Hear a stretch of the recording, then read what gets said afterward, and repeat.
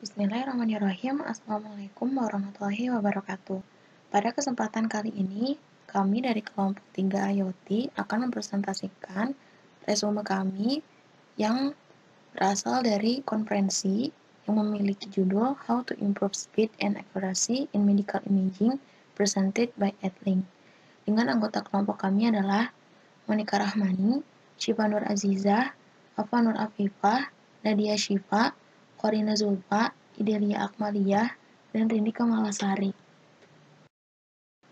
Baik, izin memperkenalkan diri kembali. Saya Monika Rahmani dengan NIM 22030012012-005. Presentasi ini dipersembahkan oleh Edling, sebuah platform penyedia teknologi yang terpercaya pada bidang industri komputer yang memiliki kantor pusat di Taiwan dan beroperasi di banyak negara seperti Amerika Serikat, United States of Kingdom, Singapura, Beijing, Shanghai, Xinjiang, Jepang, Korea, dan Jerman, dengan ketersediaan produk yang tersebar di berbagai negara.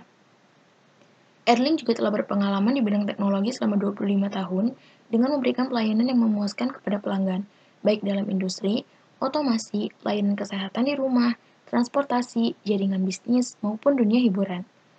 Edling ingin memberikan peningkatan yang mendalam yang dioptimalkan untuk setiap platform komputasi dengan konektivitas data yang ditampilkan pada waktu yang nyata atau secara langsung, guna memenuhi kebutuhan pengaplikasian yang berbeda dan spesifik.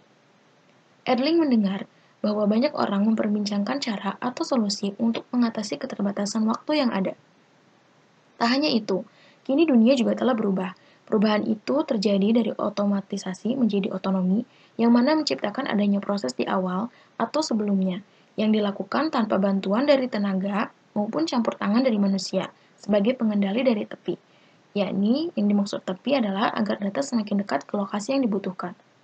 Edling memiliki pandangan bahwa masa depan dari komputasi tepi tidak hanya dengan inti otonomi yang dapat memajukan kecerdasan suatu unit komputasi, tetapi juga sekumpulan otonomi yang memiliki kecerdasan kolektif, yang menjaganya ketika seseorang menghubungkan semua unit komputasi itu secara bersama-sama. Oleh karena itu, dapat dikatakan bahwa peluang untuk mengungguli komputer harus didorong oleh data, dengan karakteristik data yang tepat, yang dibutuhkan, dan juga data yang tepat yang dibutuhkan ini harus tepat pada waktunya, tepat lokasinya, dan dapat membuat keputusan yang tepat dalam mengambil tindakan yang juga tepat. Infrastruktur dari AI atau Artificial Intelligence melibatkan public atau private cloud melalui PaaS atau SaaS. Untuk menganalisa data dan data yang telah dianalisa akan dikirimkan melalui sinar infrared seperti jaringan public 5G ke setiap edge server atau server yang ada di tepi untuk memperdekat dengan lokasi data. Tidak seperti AI pada masa lalu. Kini pengiriman data dikirim dari cloud ke setiap ujung server. IoT tidak hanya mengurus atau meregulasi pengumpulan data, namun juga memindahkan data dari cloud ke ujung server. Oleh karena itu, komponen yang rumit di edge infrastruktur bertugas untuk memastikan penganalisaan data yang dimau oleh cloud ke setiap edge server. Untuk lebih lanjut, ada dua segmen utama bagi data untuk melatih device untuk mendengarkan informasi. Aktivitas ini biasanya membutuhkan komputer dengan GPU server yang lebih tinggi. Memindahkan intelligence dari cloud ke ujung server memiliki perbedaan di masa lalu dan di masa kini. Pada masa lalu, mengirim data video ke cloud memberikan keterlambatan yang signifikan. Mengirim data video ke cloud juga membutuhkan koneksi bandwidth yang memiliki biaya cukup besar. Selain itu, pengiriman beresiko juga bergantung pada konektivitas jaringan yang persisten untuk menopang operasi. Dan yang terakhir, dalam mentransmisikan data video di luar lokasi, akan meningkatkan risiko data disusupi oleh peretas. Sementara pada zaman sekarang atau edge, yaitu responnya lebih cepat, biaya lebih rendah, lebih dapat diandalkan, serta pengamanan data yang lebih baik, sehingga menghasilkan data atau produk yang meningkatkan produktivitas, yakni datanya dapat meningkatkan produktivitas, dinilai lebih efisien, dan juga dapat meningkatkan keamanan. Perkenalkan, saya Idelia Akmaliyah Natasyasa. Di sini saya akan menjelaskan di mana saja sih Edge itu telah digunakan. Jadi, Edge telah digunakan antara lain di pengamanan bandara, kemudian akses menuju kontrol, kemudian pada pendeteksi hazard, pada dunia kesehatan, pada pertahanan negara, dan pada setir otomatis. Nah, salah satu pertimbangan utama dalam memiliki AGI solution adalah kita harus memaksimalkan return on investment AGI dari perangkat keras dan perangkat lunak seperti memilih GPU untuk beban kerja AI. Contohnya dari GPU tersebut adalah NVIDIA Jetson.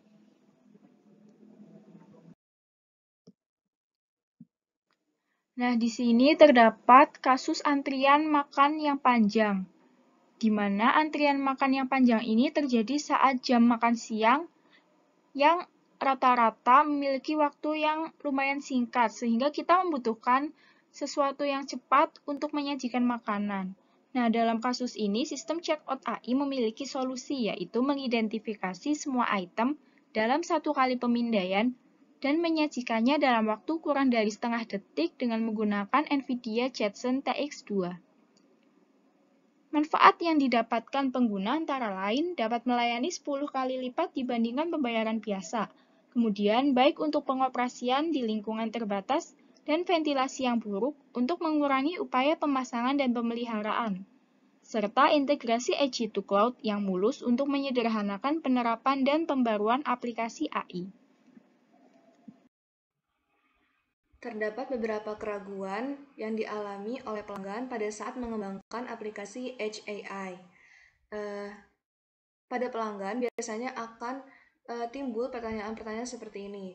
Yang pertama, kombinasi perangkat keras apa yang paling sesuai dengan solusi AI saya? Kemudian, bagaimana kinerja sistem saya dengan jaringan yang lebih baru? Dan yang terakhir, bisakah perangkat keras yang saya pilih ini memenuhi persyaratan dan ekspektasi kinerja saya? Kemudian ada beberapa tantangan yang serupa yang dihadapi oleh para pelanggan saat mengembangkan aplikasi Edge AI. Yang pertama ini mereka akan menemukan ketidakkonsistenan data. Saat pelanggan melihat data yang tersedia, maka mereka akan menemukan orang-orang menggunakan kekuatan yang berbeda-beda untuk membandingkan kinerjanya masing-masing. Kemudian yang kedua, adanya pelaksanaan pengujian yang tidak selaras atau tidak diketahui. Dengan menggunakan kondisi sistem yang berbeda, parameter perangkat lunak yang berbeda, jaringan baru yang berbeda, presisi data yang berbeda, atau beberapa data yang tidak spesifik, maka dengan ketidaksesuaian ini akan sulit untuk membandingkan kinerja. Kemudian yang ketiga, data bisa saja sudah kedaluarsa. Pelanggan mungkin juga menemukan data yang sudah keluarsa karena kemajuan teknologi, misalnya adanya perbedaan versi jaringan yang menyebabkan dampak signifikan terhadap keputusan pelanggan. Pelanggan juga dapat menemukan kesulitan untuk mengevaluasi jaringan baru atau menyesuaikan jaringan. Kemudian yang terakhir, kurangnya pengukuran domain name baru atau custom. Oleh karena itu, Edling membuat sistem perbandingan profil pembelajaran yang mendalam untuk membantu. Ada beberapa skenario yang menunjukkan bagaimana alat profil pembelajaran mendalam dapat membantu pelanggan kami. Misalnya, yang pertama ada skenario 1, yaitu rata-rata pelanggan ingin memilih jaringan AI menggunakan perangkat keras yang sama.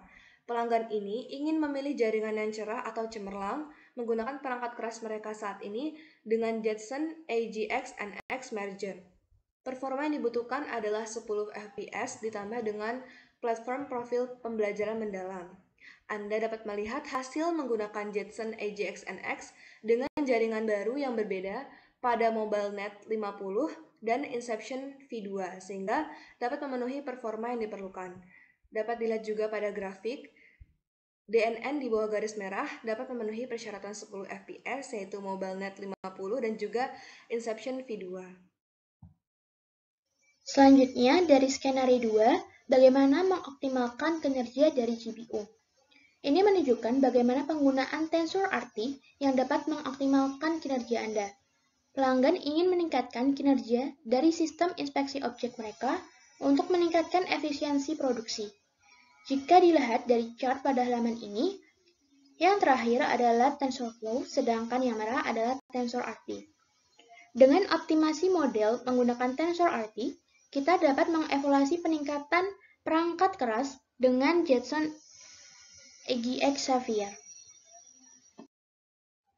Kemudian, pertimbangan utama dalam memiliki HAL solution, memaksimalkan return of investment HAL dari perangkat keras maupun perangkat lunak, seperti memilih GPU untuk beban kerja AL. Contoh dari GPU tersebut adalah NVIDIA Jetson. Langkah awal adalah bagaimana memilih perangkat keras dengan mengevaluasi beban kerja dari AL. Selanjutnya, kita perlu mengevaluasi persyaratan untuk sisa sistem yang ada. Itulah mengapa kita memiliki hubungan jangka panjang dengan pelanggan serta dapat memahami kebutuhan spesifik mereka yang berbeda. Pada sesi berikutnya adalah meninjau bagaimana dapat mendukung aplikasi ini sebagai IoT spesifik dengan desain sistem yang handal, baik dari ukuran, berat, dan batasan daya. Dan karena itu, dipilih sebagai petunjuk termasuk suhu, getaran, maupun guncangan. Electrical dan power. Untuk membuat standar industri, sistem harus merancang data yang terlibat berdasarkan EMC tertentu.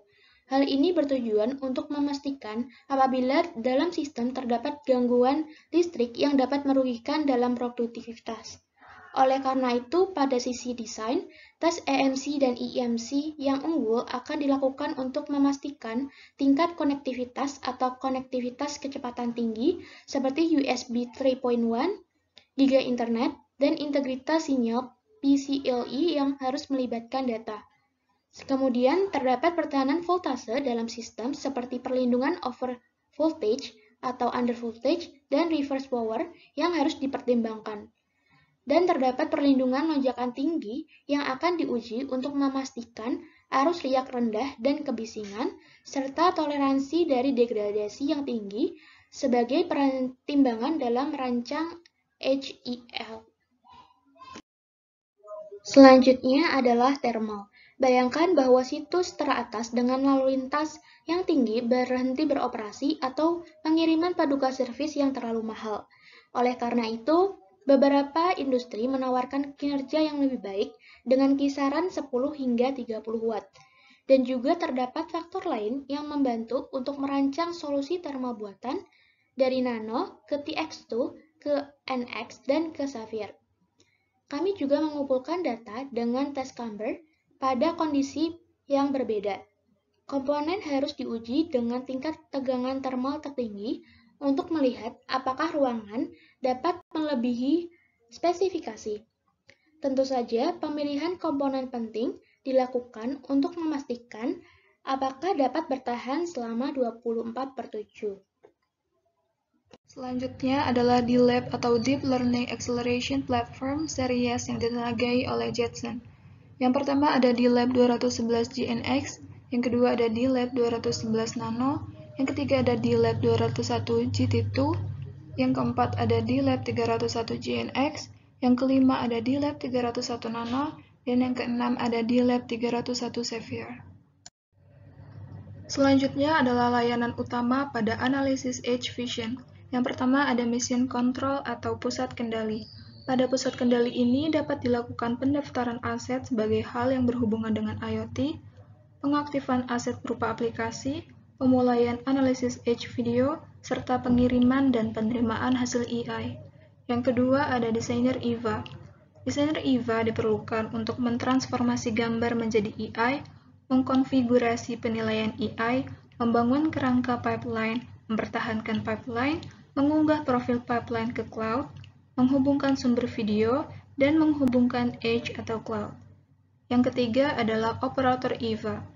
Operator EVA diperlukan untuk membuat mandat dan ID, menginstal sertifikat untuk mengamankan penyimpanan, menyediakan aset OTA, autentifikasi pembaruan OTA, memperlihatkan video OTA, dan memperlihatkan model EI.